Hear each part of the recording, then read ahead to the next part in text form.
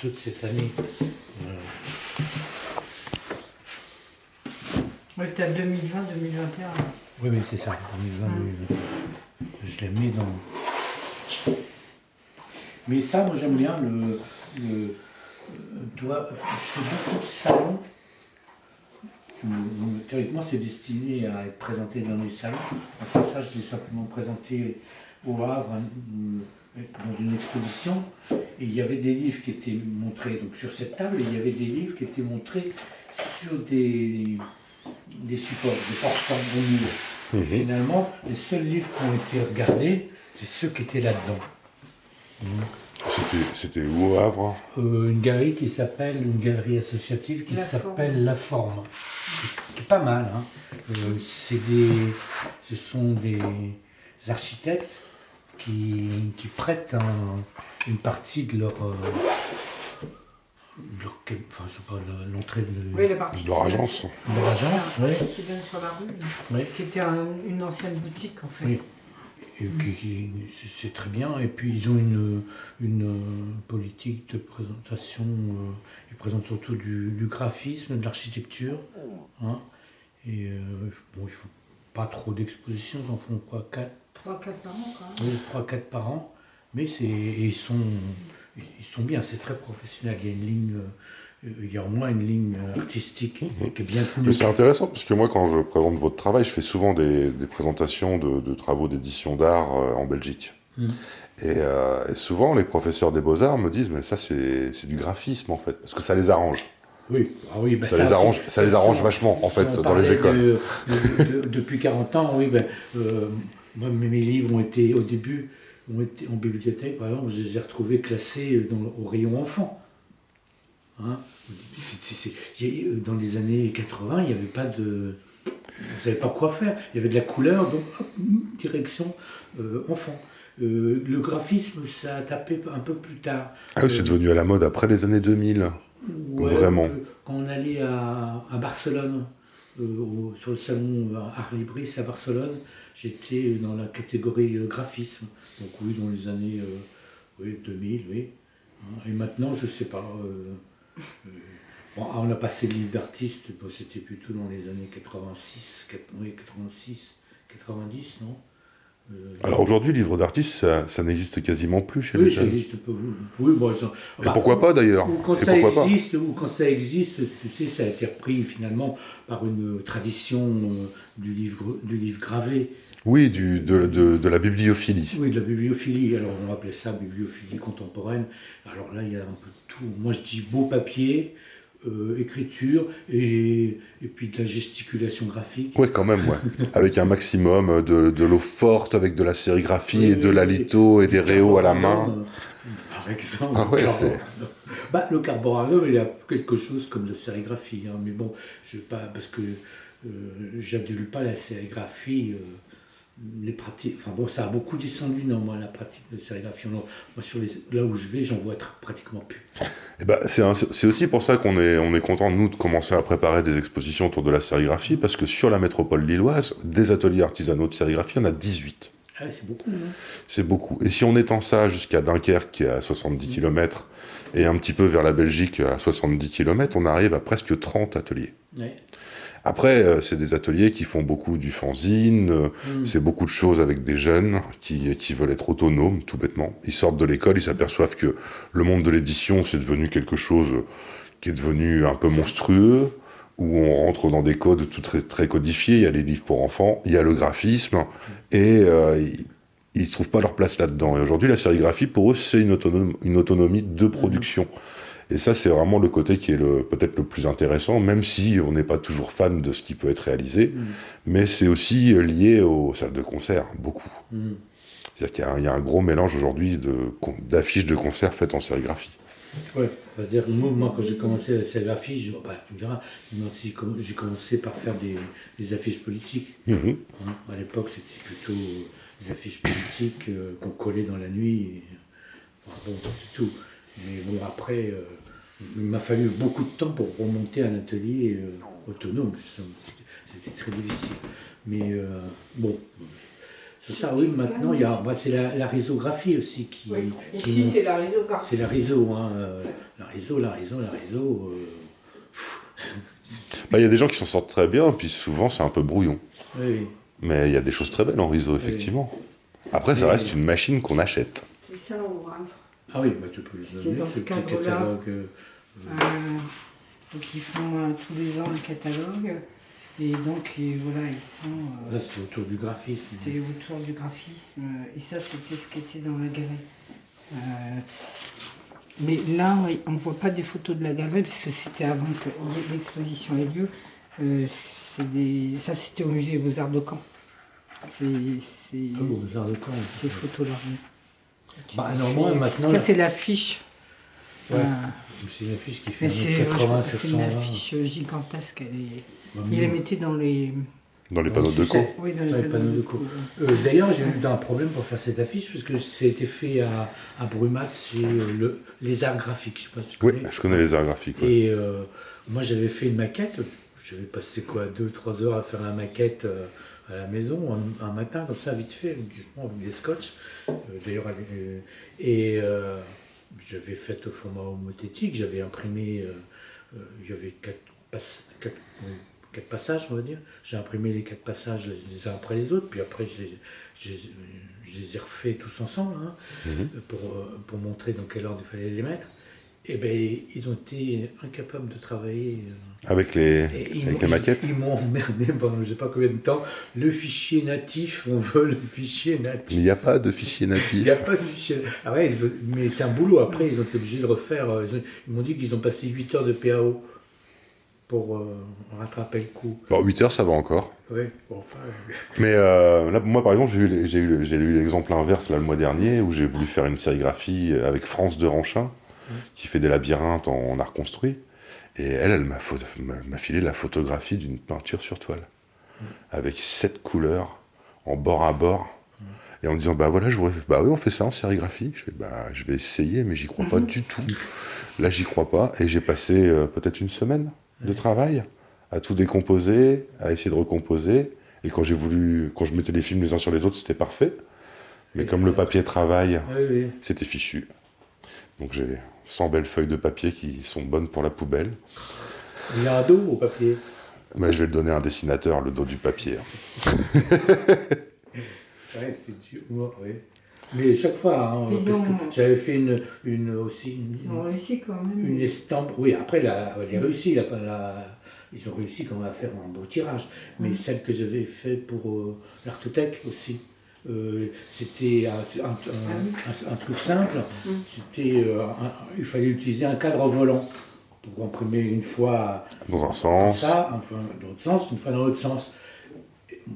C'est un des principes de la sérigraphie basique, le cadre volant. Eh bien, le sérigraphe, incapable de le faire, obligé de faire 3 cadres. Il ne savait pas retourner le cadre. Il ne pouvait pas retourner le cadre sur sa machine. Ouais. Il pouvait pas. Ah oui, parce qu'il avait une machine où il a toujours les mêmes écrans. Oui. Et elle est réglée pour telle taille d'écran dans tel sens et ça tourne pas. Et ça tombe pas. Ah, ça, c'est un peu. Alors que toi, tu l'avais fait. Oui. Là, c'est le tirage. Oui. Mais c'est étonnant, hein, des trucs comme ça. Là, c'est là où je me dis, la sérigraphie a perdu quelque chose. Bah, moi, très sincèrement, la sérigraphie, je l'ai commencé avec Alain Buise, mais qui produisait pour moi. Et le jour où il m'a commencé à me parler de prendre sa retraite, ce qu'il n'a jamais fait dans les faits, Oui. je me suis dit, bah, il faut que j'apprenne à faire de la sérigraphie, mais je veux pas ces machines. Je veux pas sa machine semi-automatique, j'en veux pas du tout. C'est une machine qui coûte trop cher à entretenir, c'est très lourd. Je veux pas travailler avec ça, ça fait un bruit monstrueux. Les encres à solvant qui vont avec sont trop monstrueuses. Et aujourd'hui, j'utilise même plus la table aspirante. Ouais. J'ai tout arrêté, en fait. Tout ce qui fait du bruit, c'est arrêté dans l'atelier. Comme ça, j'écoute de la musique, j'entends le bruit de la racle dans l'écran, et c'est suffisant. Mais il y a plein de façons de faire de la sérigraphie. Oui. Aujourd'hui, il y a des machines qui font les écrans directement de l'ordinateur, Oui, sans passer par une installation. Oui, j'ai vu, qui te projette sur l'écran le. C'est un petit jet d'encre, sauf que c'est de l'émulsion, enfin c'est de la... Oui. Ben, c'est un des problèmes, néanmoins, c'est justement que la technique industrielle évolue beaucoup plus vite que toi, je vois ça. En litho, par exemple, la technique, elle est arrêtée. En gros, elle est arrêtée. Les encres, les fournitures, t'as vite fait le tour. Hein. Et alors qu'en sérigraphie, ça change Tout le temps. tout le temps. Moi, je sais pas, le nombre de marques d'encre que j'ai utilisées, c'est monstrueux. Tu vois, et après coup, tu t'aperçois que moi, il y a 30 ans, j'utilisais des encres de chez Tamissois, en Belgique, là. Et j'aimerais bien en avoir encore des comme ça. Mais ça se fait plus, je crois. Ben non, c'est interdit, hein, pour des raisons d'hygiène. Ah oui, bah ouais. Mais je faisais des passages En aplat. transparents, super et tout. Maintenant, les encres sont beaucoup plus agressives. Enfin, moi, j'utilise toujours des encres à solvant. Hein. C'est vrai? Oui, C'est toujours. pas bien. Ouais. Mais bon, ben non, parce que les encres à l'eau, oui, j'en ai utilisé. J'ai fait quelques trucs à l'encre à l'eau, mais bon, j'étais obligé plus ou moins d'imprimer sur de la tôle. Enfin, sur des trucs. Ah, maintenant, on y arrive. Avec des encres à l'eau. Imprimé sur du 130, 140 grammes. Ah ouais, on arrive maintenant avec de Et l'encre. Il y a des imprimé- encres à l'eau qui tiennent sur métal. Mm. C'est des encres à l'eau spéciales stickers qui sont vraiment très très solides. Oui, parce qu'il faut être solide, il faut pouvoir aussi faire imprimer 4, 5, 6, 7, 8, 9 superpositions. Sur une surface dure, il n'y a aucun problème. Oui. Après, sur du papier fin, c'est le papier qui supporte plus après. Oui. Ah bah des fois, avec des encres à solvant, j'arrivais à faire qu'il y ait plus d'encre que de papier. Et c'est vrai que ça donne au toucher de la feuille un toucher très particulier. Ah oui, Parce que la feuille, elle tombe, vraiment. Elle peut avoir un très beau tombant. Hein, parce que bon, moi, je travaille suivant des principes. Je fais beaucoup finalement, je fais plutôt des livres. Et je travaille en économie de moyens. C'est-à-dire que j'essaie qu'il n'y ait pas de... Tu vois, là, sur un bouquin comme ça, il n'y a pas de chute de carton, il n'y a pas de chute de tissu. Le papier, il fait 32-45, donc j'ai 1 centimètre de chaque côté. Là, j'ai 2 prises de pince, puis là-haut, j'ai 2 aussi. Donc, il y a un minimum de chute. Pour ce qui est des encres, tout ce que j'utilise d'encre, j'ai des encres de couleur que je mélange, j'ai à côté un camion, un bidon, dans lequel je remélange toutes les encres dont je me suis servi. Et je me sers de ces encres-là pour faire ça, tu vois, ce qui est la couleur foncée. Voilà. Est obtenu avec toutes les encres mélangées. Là, j'ai même fait un encrier. L'encrier, je vois ça. Ça, c'est rare, hein, parce que les encriers, c'était au début. Moi, je faisais la sérigraphie en 1900. J'ai appris exactement en 1967 la sérigraphie, hein, dans une école de peintres en lettres. C'était même pas la sérigraphie, c'était des tirages à la lyonnaise. C'est-à-dire, le tirage à la lyonnaise, tu touches t'as pas de hors contact. D'accord. C'est ce qui différencie, hein, c'est parce que le tirage à la lyonnaise, c'est une forme de sérigraphie pour les tissus. Donc tu t'imprimes pas, tu teintes. Hein. Bon, c'est une différence sémantique. Et après, j'ai réappris, quand je suis allé à l'école des Beaux-Arts, j'ai eu l'avantage, c'est qu'ils ont ouvert un atelier et que personne ne savait s'en servir de la sérigraphie. Donc, moi, j'avais demandé au professeur si je pouvais, sur le temps de l'école, aller dans une imprimerie de sérigraphie, apprendre. Et je suis allé apprendre dans une grosse boîte, dans une grosse imprimerie de sérigraphie. J'ai appris la sérigraphie, là, sur le temps des cours. Et après, j'ai fait tourner l'atelier. Bon, c'est tout. Mais après, c'est sûr, quand j'ai quitté l'école, il n'y avait plus d'atelier. Coup classique, hein. Il y a le matériel et puis après il y a la personne qui fait tourner le matériel. Ouais. C'est un atelier, c'est pas juste du matériel. Quoi. Oui, c'est pas. Et donc, moi j'ai remis au moins 7-8 ans pour remonter un atelier.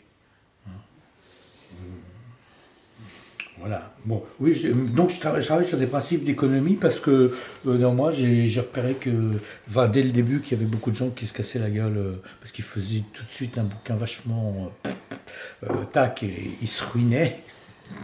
Enfin, ils se ruinaient, ils n'arrivaient pas à le vendre, ils se ruinaient et ils ne pouvaient pas en faire un deuxième. Moi, bon, maintenant, j'ai pris de la bouteille, hein, on va dire, hein, mais je peux faire un bouquin et ne pas le vendre, c'est pas grave, ça va pas m'empêcher d'en faire un autre. Exactement. C'est pour ça que je ne me considère pas comme un artiste, je ne me mets pas en danger. Hein. Il y a, enfin, c'est un truc, je suis dans une même, je considère que je suis dans une routine. Moi, je suis pour la banalisation des choses. C'est-à-dire que ce que je fais, c'est banal, c'est peut-être même ennuyeux. Factuel. Oui. Et après, bon, le qualificatif que c'est un travail artistique ou pas, c'est pas moi. C'est le regard des autres. Hein. Mais pour moi, je suis dans un... j'aime bien le travail. Hein, c'est important pour moi. Et je sais que je ne ferais rien si je ne travaillais pas. C'est-à-dire que si je rentre pas dans l'atelier, ben, il se passera rien. Parce que j'aime beau me mettre derrière ma table, essayer de dessiner des trucs comme ça, ça marchera pas. Il faut que ça se passe derrière la machine. Hein. Et dans l'atelier où il y a, tu verras. Il y a une idée de production. Il y a l'idée de la production, oui, il y a l'idée de s'occuper. Oui, mais Après, au-delà de la notion de travail, l'occupation, occupation et travail, est-ce que c'est la même chose? Parce qu'il y a la question de l'action, et l'action, est-ce que l'action est toujours du travail? Je sais pas. Oui, il y a l'action, et enfin bon, c'est plus compliqué que ça. Mais la production, c'est un surcroît. C'est ce qui vient en plus. C'est-à-dire que le fait d'imprimer, ça t'amène à penser l'idée du multiple. Hein. Et une chose qui n'est pas souvent très bien pensée, je pense, hein, enfin qui n'est pas bien établie. Et bon, là, ça m'a amené à penser l'idée du... Qu'est-ce que le multiple? Enfin, j'ai pas de réponse non plus exactement, mais